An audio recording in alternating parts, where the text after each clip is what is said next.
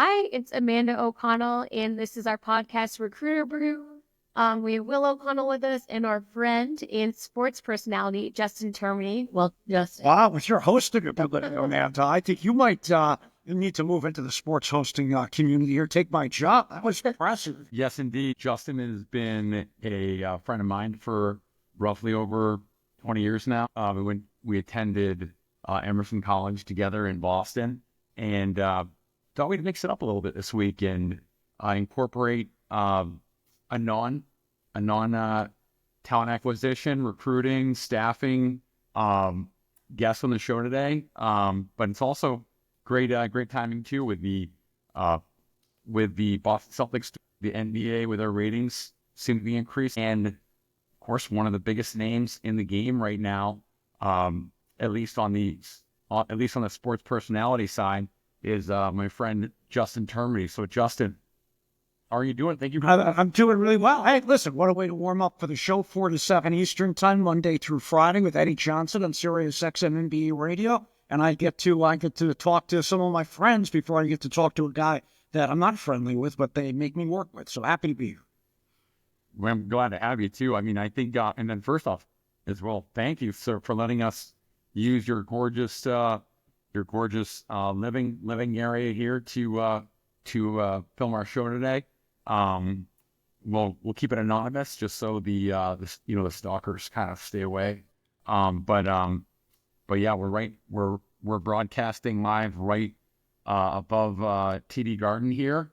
We're not going to give you the exact address, but it's a very luxurious, beautiful spot. So you must be living in the island. Yeah, very difficult to find TD Garden on the map. So thanks for giving away not giving away the exact location.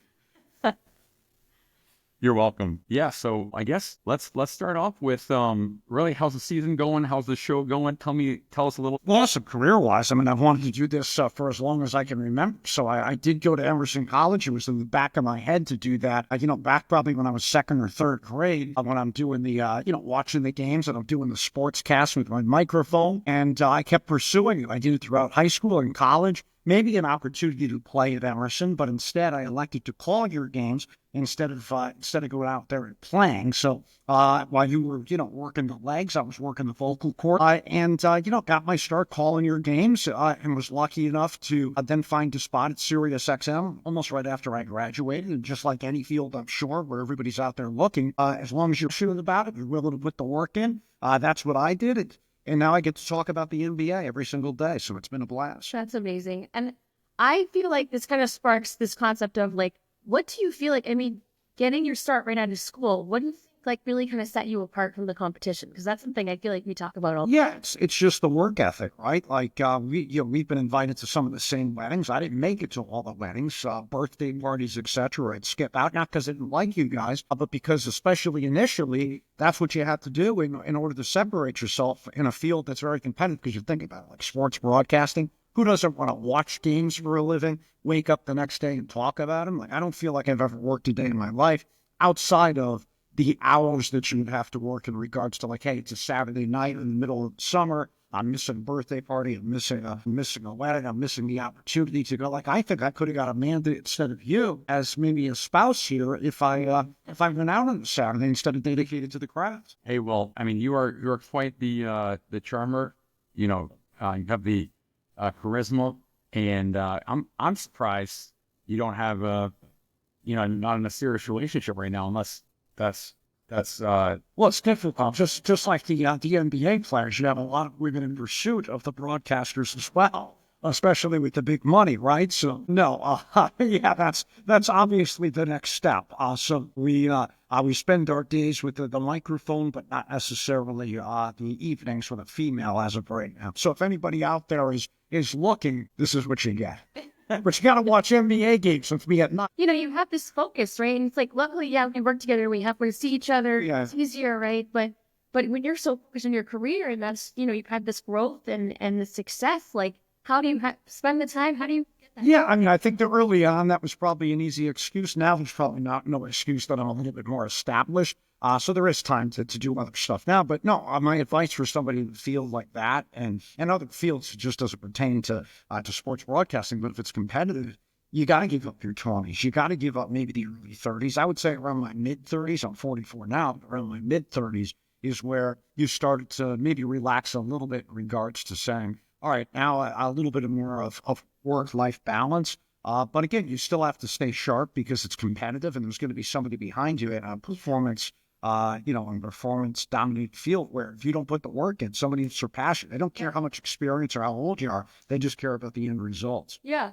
How do you feel like you can stay ahead of that competition or like kind of like stay relevant and like, I mean, obviously relevant, but I mean, how do you kind of get that edge, like that next step? So I think it's staying true to yourself because, you get like, you go to a school and people say, this is how you have to do it. And you look at all successful people, who's cookie cutter, who does it the same way as everybody else. So how many times I've been told, well, you have to change your delivery, your voice, because it's, I guess, distinctive from what I'm told. Or, you can't talk about this subject, you can't talk about that subject. You just do what you feel is right. Even if you fail, and that's the way that you do it, at least you know that you did it the way that you believed in it. And I think that's what separates you. If you do something a little different, everybody's successful, does it there. Yeah. I feel like 'cause you don't want to water down your personality, who you are. That's what makes you successful. So that's awesome. What do you feel about like the networking? Is that big? Like in your world, is that something you constantly do? It's huge. I mean, I think that's the number one advice I think that anybody probably should get. It's not even necessarily how talented you are. It's the relationships that you can build. I've never felt that I was strong in that department, but I mean, that's essentially how I got my career started, right? Is by going to Sirius. Nobody's listening to my tape right out of college. And again, being true to myself, hey, you got to be professional in the workplace. How are you, sir? What are you up to, sir? And I went up to somebody that I didn't realize was high up in the company, and I said an inappropriate comment to them, and they liked the fact that, it was a little bit different, right? And as a result of that, they took my tape, they handed it to somebody that could. But what I am saying is that, it helped me to develop a relationship because people are going to bond outside of work, or people are going to bond over things that aren't like, how was your day? Like, Right. It's good. How about yours? You have to develop a bond in order to stand out. And the point is, by creating a connection with somebody, it helped me advance my career. Whereas otherwise, and I'm sure there's more talented people than me that never got the opportunity because they didn't develop the relationships. And then there's people that are less talented than me that are ahead of me, just like with you guys and everybody else, only because they do have that connection. So even more important than talent, work ethic, everything else, it's who do you know? Yeah, so it's fine. Like, again, you have to take chances, right? So I end up at SiriusXM. I'm supposed to be pushing buttons behind the scenes, and there's hundreds of people that are doing that at Sirius and just radio stations across the country. Guy that hires me says, never asked to go on air. Never asked to go on air, okay? So I said, all right, just got my foot in the door, right? Take any opportunity you can. So I spend a couple of weeks pushing buttons. This gentleman gets fired. The next guy comes along. And he comes up to me and he says, hi, this is so-and-so. Nice to meet you. And I said to him, I'm just really devastated the last guy got fired because he told me, eventually, we'll find a spot for you on air. And that put at least in the back of his mind, not there was any guarantees. And then the other thing was just never saying no to anything, right? Like, I know nothing about fantasy sports. And one of the first shows that I hosted was on fantasy sports because they had an opening. Other people that turned it down, maybe with more experience, because they said, well, I don't know anything about fantasy sports. And I said, I do. I'm big into fantasy sports. I listen, but I put the work in to make myself at least sound good and get the opportunity, and I don't believe it. So say yes. That's the point. Yes. Say yes now. Right? Okay. Yeah, I mean, it's important to me. It wasn't a mistake for me. Maybe it was a mistake for you. He said, and start a company with me. That's awesome. Well, tell us a little about kind of like your background in terms of like where you came from, how you decided to, I mean, I guess really where you got the dream. Yeah. Do what you're doing. I mean, to be honest with you, you're one of the very few people that I know personally that actually had a dream, Right. and followed their dreams professionally and achieve their goals out. Yeah, I mean, I just started really young. I would say, it's like second. I love sports. My father was a DJ at a smaller radio station when I was a kid, and he quit that job maybe around when I was like 5 or something. But he liked to spin yarns about it and like play old tapes that he had. So from that perspective, I fell in love with the broadcast. business from my father, and then sports was something that every young kid, falls in love with. So I blended the two, and I would say, as early as first, second grade, I would be doing like the readings in front of the class. It was the first guy to raise his hand, and just always knew what I wanted to do. So and it had breaks along the way. I got lucky, but it helps to focus from a very young age. Yeah.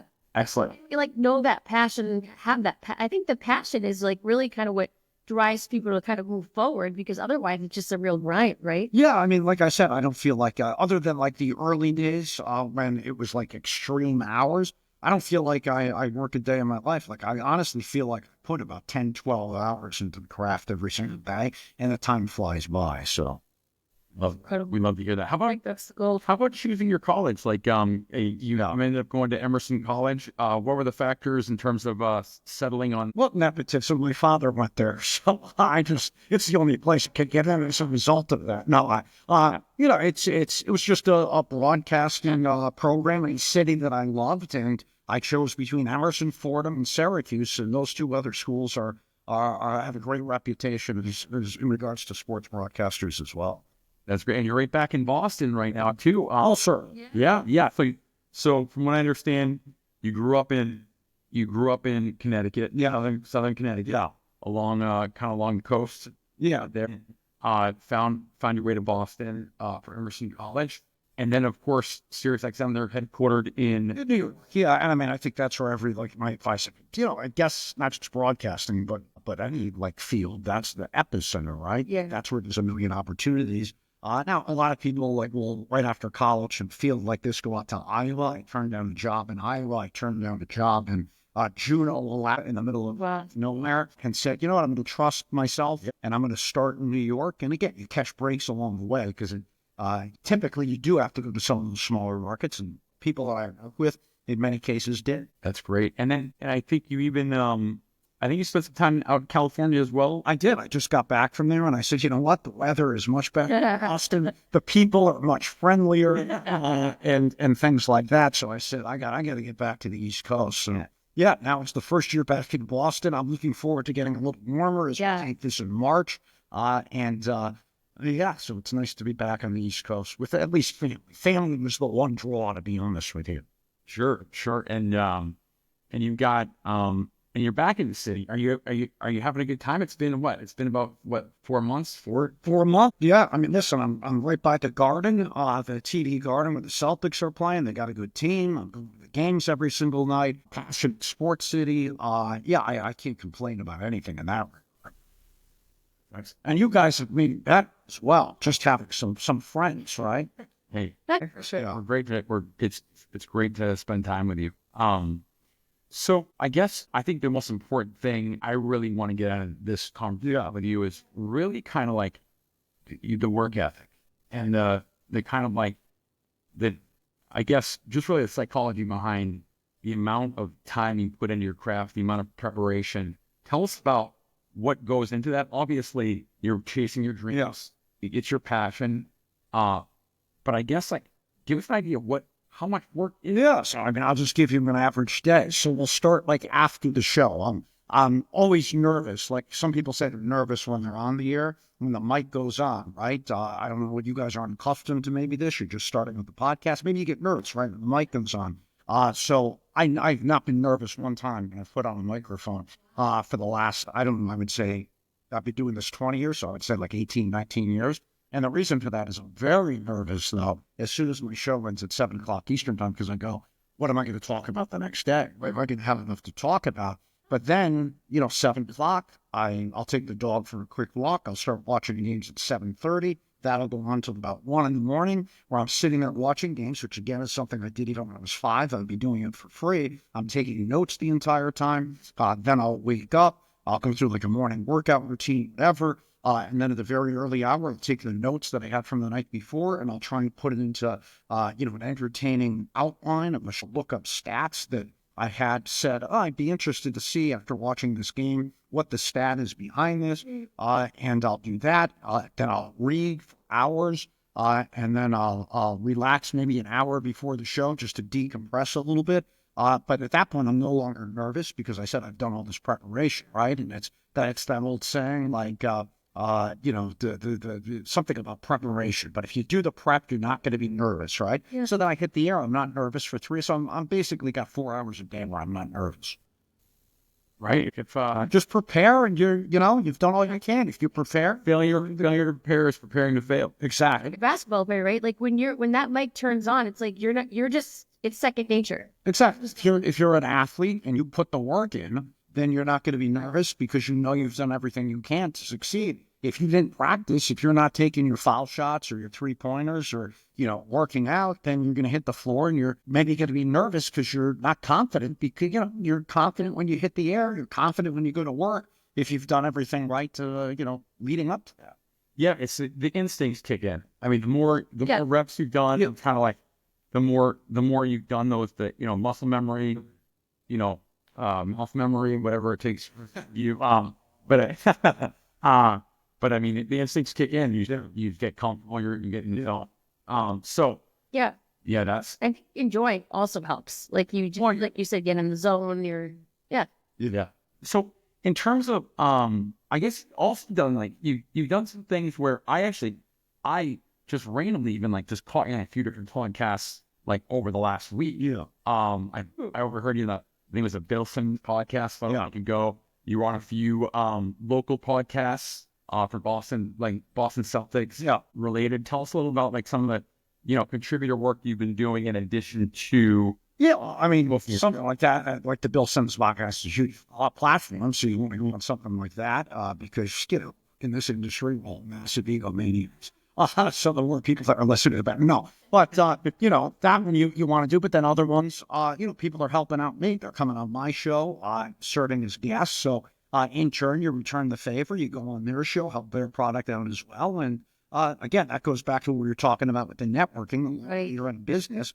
You're going to create more relationships, and the more relationships you have, the more opportunities are going to pop up. So, I mean, you probably won't admit it, but you're legitimately a celebrity. I'll admit that. I mean, it's undeniable. How can I not admit that? I'll reluctantly do it. But so let's tell us a little bit. I mean, have you ever been like star-stunned at all during your career, or even like, I guess no, I've been doing things professionally. No, I mean, that might sound like it's like a egomaniac thing to sell. I don't care. There's other people get nervous. Again, it's like situations where I have like I'm about to go on a date after this. I'll be nervous sitting down next to the girl. I don't have many reps doing that. I'm here in the industry, but that's just something that hasn't affected me in a negative way. And I've interviewed guys that I grew up worshiping, like a Larry Bird, Magic Johnson, Kareem Abdul-Jabbar, local, McHale, Robert Parrish. And, honor, it's like a nice thing to say I did. But, again, like, I feel like I know everything about their careers. So you don't get like stage fright or No, again, like, I'm a little bit more nervous sitting next to you than I am some of those guys. I was just thinking, like, it's been tied into staffing, and I was talking about resumes and personal branding, and I know that was big at, like, Emerson, and we work with a lot of college students. So, like, any advice, I guess, on, like, kind of that personal branding side of, like, leveraging, I guess, experience and who you are. And well, I mean, I think that's actually why I'd come to you and why I would watch this, because that's kind of your department, and that's an area where I feel that they struggle, right? Because I'm so focused on the actual production that I don't do a good enough job in the branding. And I guess in like a field like this, any field, like if your name sticks out, whether you're even good or you're bad at something, if you sell yourself in a positive way and have a positive, reputation, then other people are going to want to work with the opportunities will open up. So I can't give advice on that other than to say that it's very important. And if there's anybody watching this that wants to help me market myself, then I'd be all for that. And, I think this is a good place to look, you guys, because you guys are pretty good at that. You probably weren't prepared to go into this, but I think, this is your expertise. Tell us a little about like the season so far. What are your thoughts? What are some hot takes? Yeah. Give us like a 3-minute hot take, your scoop on the current state of the NBA. Here's the thing, like in Western marketing yourself, you shouldn't give away the product for free. So 4 to 7 Eastern, Monday through Friday, NBA Today. You get yourself a SiriusXM radio. You'll listen to myself and Eddie Jonathan, and that's one of the tricks of the trade. Don't sell your talent for less than than what it's worth. So I'm not going to give you any. Yes.